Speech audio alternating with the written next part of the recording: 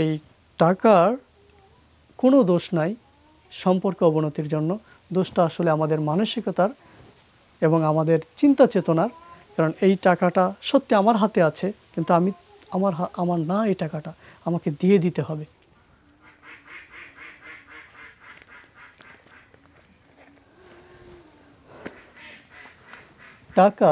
এই টাকা নাকি পৃথিবীতে অশান্তির মূল। টাকা মানুষের সম্পর্ক নষ্ট করে, তাই না? আমরা এই কথাগুলো আসলে প্রত্যেকেই অবগত আছি এবং জানি, সত্যি তাই। কিন্তু আমি একটু ভিন্নভাবে দেখি। আসলে টাকার কী বা দোষ আছে বলুন? টাকা মানুষের সম্পর্ক কেন নষ্ট করবে? আসলে মানুষের সম্পর্ক নষ্ট করে।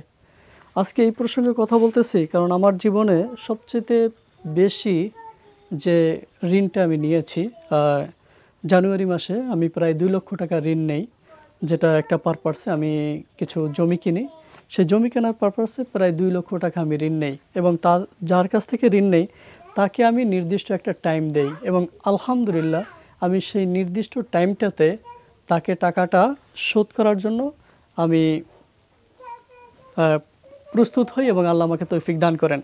আমি যদি আসলে টাকাটা নিয়ে আসার পর টাকাটা দেওয়ার সময় যদি আমার এই এতগুলো টাকা আমি দিয়ে দেব, আমার কষ্ট লাগতেছে, এটা তো আমার টাকা না। আমি যদি এটা ভাবতে পারি, আমরা যদি এইটা ভাবতে পারি, তখন মানুষের কাছ থেকে যে টাকাটা আমরা নিয়ে আসি নির্ধারিত সময়ে তাকে সেই টাকাটা আমরা ফেরত দিতে পারবো, তাকে দিতে পারবো। এতে করে আমাদের সম্পর্কের উন্নতি হবে। কিন্তু এই টাকাটাকে যদি আমার মনে করে ফেলি এই আমার টাকা না, আসলে আমি তো তার কাছ থেকে ধারটা নিয়েছিলাম। এই কারণটাতেই আমাদের সমাজে আমাদের মানে রিলেটিভদের মধ্যে, বন্ধুদের মধ্যে, আপনজনদের মধ্যে দূরত্বটা তৈরি হয়। তাই এই ব্যাপারে আমাদেরকে সচেতন থাকতে হবে। এবং আমিও কিছুটা ভুক্তভোগী, আপনারা জানেন। টাকা দিলে পরে সেই টাকাটা পাওয়ার যে যন্ত্রণাটা, সেটা অনেকেই হয়তো আপনারা সাফার করছেন। এই ভিডিওর মাধ্যমে আমি তাদেরকে একটি বার্তা দিতে চাই।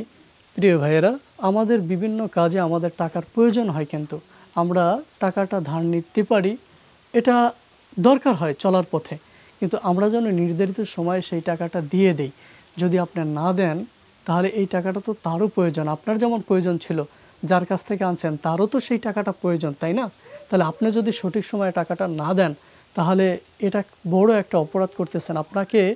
আপনার প্রয়োজনে আপনাকে দিয়ে উপকার করলো, কিন্তু আপনি তার টাকাটাকে তার প্রয়োজনের সময় আপনি দিচ্ছেন না।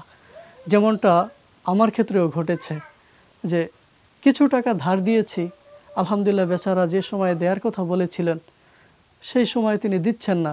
টাইম ওয়েস্ট হচ্ছে, অনেক সময় পার হয়ে যাচ্ছে, দিচ্ছেন না। এমন কয়েকজনই হয়তো চলার পথে আমাদের সাথে এরকম ঘটনা ঘটে থাকে। হাইলি রিকমেন্ড থাকবে, আমরা প্রয়োজনে যেভাবে টাকাটা নিব, ঠিক তার প্রয়োজনে আমাদের কথা অনুযায়ী, আমাদের কমিটমেন্ট অনুযায়ী পাওনাদারকে পাওনাটা আমাদের বুঝিয়ে দিতে হবে। আর এটা কিন্তু খুবই গুরুত্বপূর্ণ একটা বিষয়, যে বিষয়টা আমরা যদি একটু মেনে চলতে পারি তাহলে আমাদের মধ্যকার সম্পর্কটা আরও গভীর এবং নিগুড় হবে। এই টাকার কোনো দোষ নাই সম্পর্ক অবনতির জন্য। দোষটা আসলে আমাদের মানসিকতার এবং আমাদের চিন্তা চেতনার। কারণ এই টাকাটা সত্যি আমার হাতে আছে, কিন্তু আমার না, এই টাকাটা আমাকে দিয়ে দিতে হবে। ভিডিওটি এজন্য পাবলিশ করা যে আমরা যেন আসলে উৎসাহিত হই মানুষকে ঋণ দিতে এবং সময় মতো আসলে ঋণটা পরিশোধ করতে।